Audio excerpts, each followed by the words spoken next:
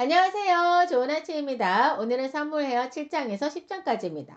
자, 여러분, 제가 유튜브를 조금 분위기를 바꿔보려고 인사도 확 빼버리고, 어디서부터 어디까지 이것도 확 빼버리고, 좀 변화를 주려고 했거든요. 임팩트 있게 한 방에 팍 들어가자. 그런데, 뭐, 인사도 없으니까 허전하다. 막 이런 얘기를 하시는 분들이 계시고 해가지고, 다시 예전대로 하기로 했습니다. 예. 자, 오늘의 이야기 시작해 보겠습니다. 자, 여러분. 하나님을 위해서 뭔가 해드리려고 여러분들이 했는데 하나님이 아니 라고 하신다면 어떨 것 같으세요?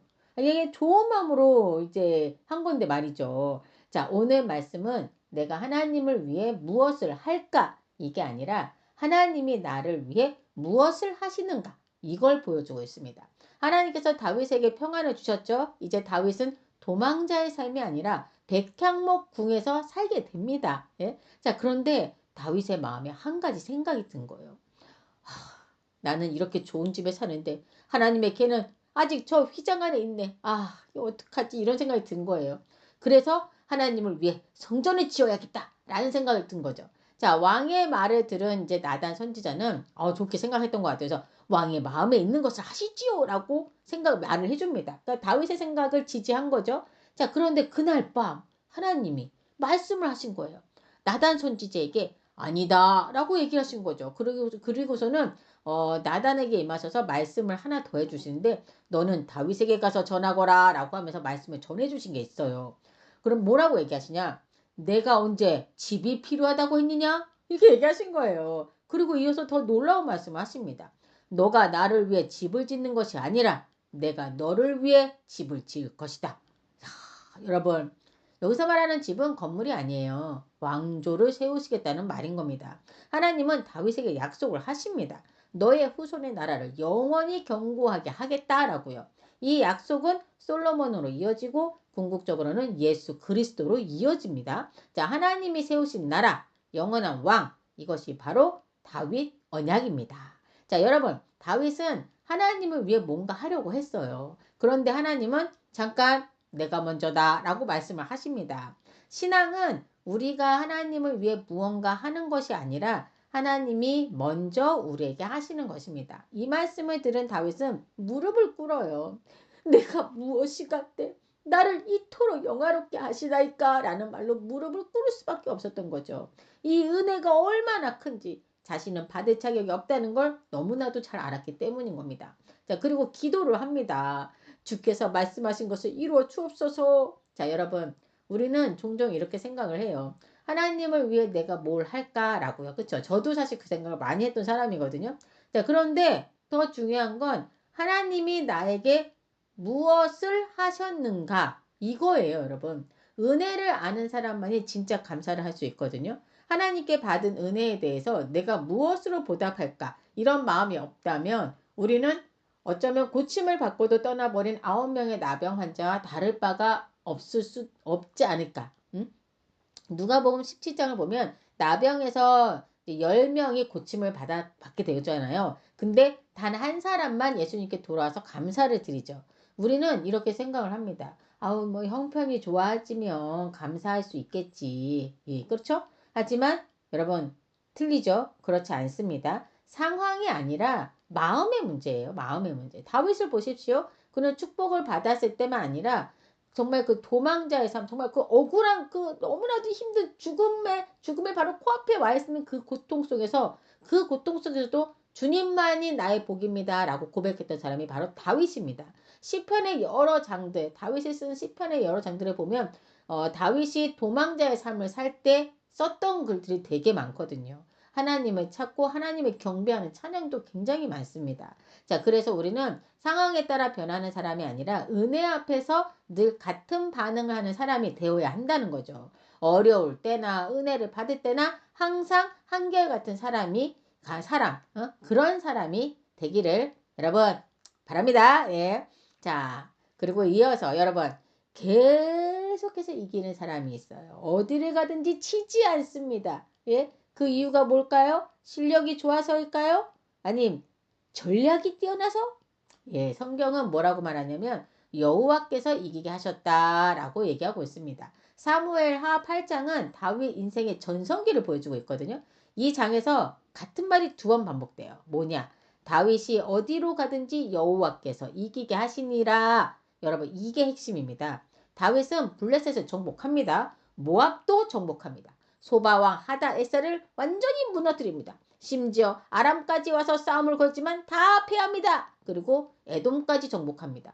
그냥 말 그대로 계속 이깁니다. 계속. 자, 그런데 중요한 건 얼마나 많이 이겼느냐 요게 아닙니다. 왜 이겼느냐 요거인 거예요. 성경은 뭐라고 얘기했냐? 분명히 말하고 있어요. 하나님이 함께 하셨기 때문이라고요. 자, 다윗은 전쟁에서 얻은 모든 은과 금을 하나님께 드립니다. 자, 왜냐하면 이 승리가 자신의 것이 아니란 것을 너무나도 잘 알고 있었기 때문이죠. 여러분 진짜 믿음은 내가 했다. 내가. 이게 아니라 하나님이 하셨습니다. 라고 고백하는 것이거든요. 이제 다윗은 온 이스라엘을 다스리며 정의와 공의로 통치를 하기 시작합니다. 힘이 있을 때 어떻게 사느냐. 예, 이게 진짜 실력이지 않습니까? 여러분 다윗과 함께 하신 하나님은 지금도 우리와 함께 하시는 하나님이시라는 거 아시죠? 중요한 건 이겁니다. 내가 잘하느냐가 아니라 하나님이 함께 하시느냐 요건 거거든요. 우리가 얻은 것들 막 돈, 성과, 결과 이걸 누구의 것으로 생각하고 계세요? 다윗은 이 모든 것을 하나님께 드렸습니다. 하나님께 드릴 줄 아는 사람이 하나님과 함께 가는 사람이거든요. 자, 여러분 8장에서 다윗은 어디를 가는지 승리했습니다. 그렇죠? 그런데 9장은 전혀 다른 장면으로 시작을 하고 있어요. 전쟁이 아니라 한 사람을 찾는 이야기입니다. 자, 이게 중요한데요. 진짜 왕은 이기는 것에서 끝나지 않습니다.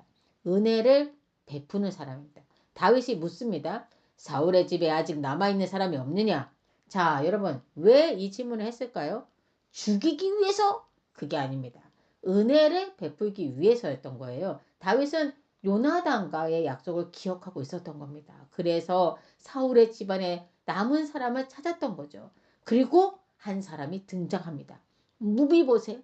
무비보셋이 요나단의 아들이었더라고요. 자, 무비보셋은 다윗에게 불려옵니다. 자, 무비보셋은 두려움에 떨었던 것 같아요. 이제 어떻게 보면 이제 적의 사울 자기네 집안이 다윗을 죽이려고 했잖아요. 그러니 지금 무비보셋이 다윗이 자기를 찾는다는 말에 얼마나 떨었겠어요. 이제 끝났구나. 오늘 나는 죽는구나. 몰락한 왕가의 후손. 그것도 다리가 불편한 사람. 도망칠 수도 없는 상황입니다. 그런데 다윗이 말합니다. 무서워하지 말라. 그리고 이어서 말하기를 내가 반드시 너의 아버지 요나단으로 말미암아 너에게 은혜를 베풀겠다. 여러분, 자 다윗은 사울의 모든 재산을 무비보셋에게 돌려줍니다. 그리고 더 놀라운 건 너는 항상 내 식탁에서 먹을 것이다.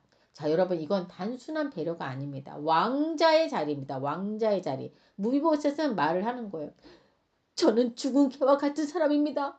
자 여러분 이게 그의 마음이에요. 아무것도 아닌 존재. 숨죽이고 살아야 하는 존재. 그런데 다윗은 그를 완전히 바꿔놓았죠. 원수의 집안인 그를 왕이 식탁에 앉힌 거예요. 자기 아들처럼 여겨주는 모습입니다. 자, 이 모습은 우리에게 떠오르게 하는 장면이 있어요. 자격 없는 우리를 하나님이 자녀로 삼아주신 그 은혜. 이것이 바로 복음이지 않습니까, 여러분? 우리는 스스로 생각을 합니다. 나는 부족한 사람이다. 나는 아무것도 아니다. 그런데 하나님은 말씀하시죠. 내 식탁으로 와라. 라고요. 중요한 건 내가 어떤 사람이냐가 아니라 하나님이 어떤 분이냐입니다. 은혜는 자격으로 받는 것이 아니라 관계로 받는 거지 않습니까? 여러분은 지금 자신을 어떤 사람으로 보고 계세요? 나는 부족하다. 거기서 여기 이 부분에서 멈추고 계십니까? 제가 약간 그랬던 것 같아요. 아니면 여러분은 저랑 다르게 하나님이 부르시는 자리로 나아가고 계십니까?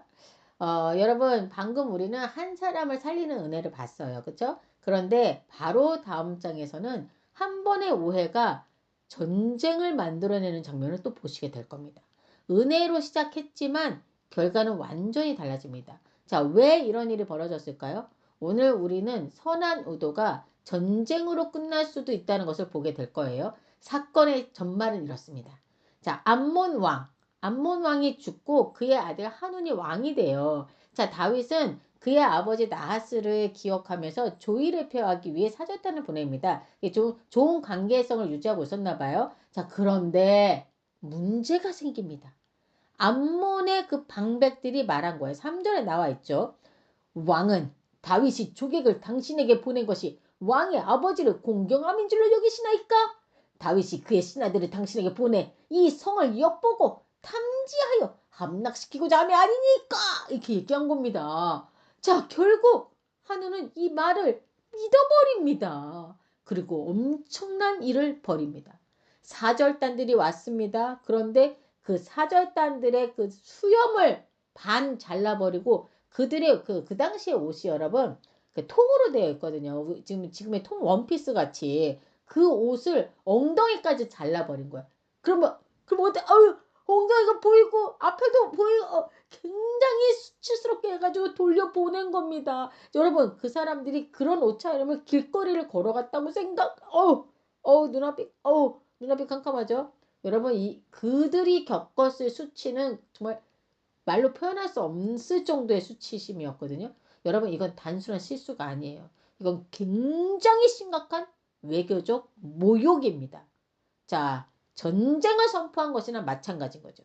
자, 이 사실을 알게 된 다윗, 당연히 대응을 하겠죠. 자, 암몬은 두려워서 아람에 있는 용병까지 고용을 합니다. 예? 적은 앞뒤로 나뉘어서 이스라엘을 포위합니다. 자, 요압이 누구죠? 다윗의 군대 장관. 요압은 상황을 보고 전략을 세웁니다.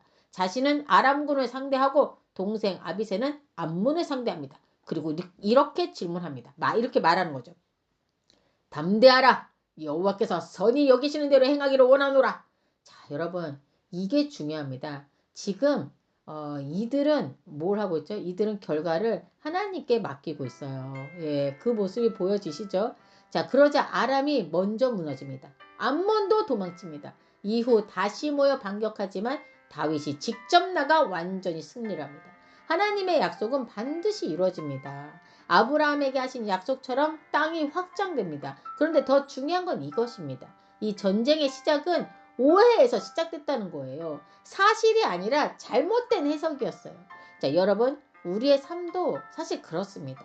사실보다 해석 때문에 문제가 생기곤 하죠.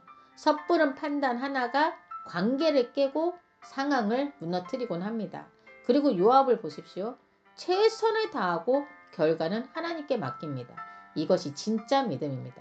오늘 10장을 한 문장으로 정리한다면 오해는 전쟁을 만들고 하나님을 신뢰하는 믿음은 승리를 만든다. 요거예요. 자, 여러분 지금 사실을 보고 계십니까? 아니면 해석을 하고 계십니까? 이 시간 함께 기도하겠습니다. 하나님 아버지, 우리가 상황을 내 마음대로 해석하지 않게 하시고 사실을 바르게 보고 하나님을 신뢰하게 하여 주옵소서. 우리의 판단이 아니라 하나님의 뜻에 맡기는 믿음을 허락하여 주옵소서. 이 모든 말씀 우리 주 예수 그리스도 이름으로 기도드립니다. 아멘.